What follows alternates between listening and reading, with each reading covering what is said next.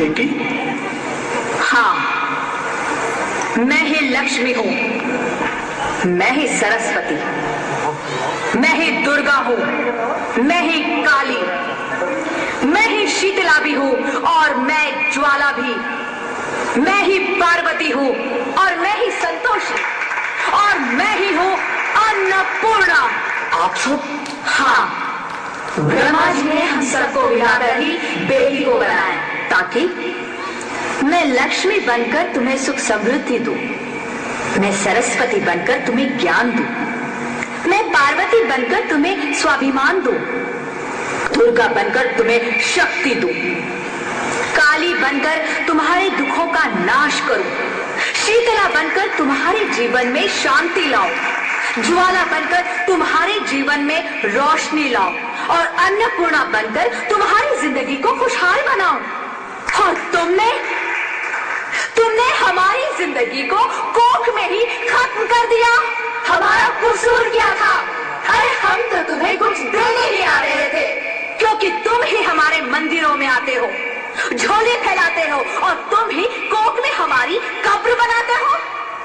तुम जैसे लोगों को हमारे मंदिरों में आने का कोई हक नहीं है, जो मंदिर में आकर चुनरी उड़ाते हैं और कोख में ही हमारी बलि चढ़ाते हैं।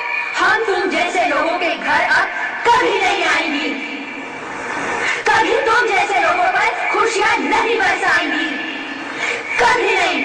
मुझे माफ कर दो, मैं डर गया था, मैं आजकल के हालात देख के डर गया था। हालात को दोष मत दो मूर्ख, ये हालात भी तुम जैसे गंदी सोच के लोगों ने बनाए हैं। अगर इतना ही डर था तो अपनी माँ को क्यों नहीं मारा, अपनी बहन को क्यों नहीं मारा, अपनी बीवी को क्यों नहीं मारा, हमें क्यों मारा? डर तुम्हें लग रहा था तो तुम मरते, हमें क्यों मारा? बेटे के मुंह में, क्योंकि बेटा वंश चलाता है। अरे मूर्ख, अगर बेटा वंश है तो बेटी अंश है, अगर बेटा आन है तो बेटी गुमान है, अगर बेटा दवा है तो बेटी दुआ है, अगर बेटा गीत है तो बेटी संगीत है, और अगर बेटा भाग्य है तो बेटी भाग्य विधाता है।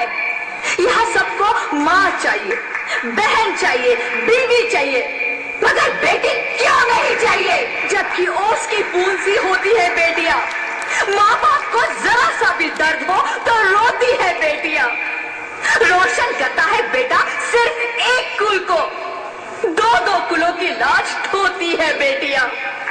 फिर भी किसी को नहीं चाहिए बेटियां। क्यों नहीं चाहिए बेटियां? है किसी के पास इस बात का जवाब? बेटियां क्यों नहीं चाहिए? हमारा क्या कसूर है?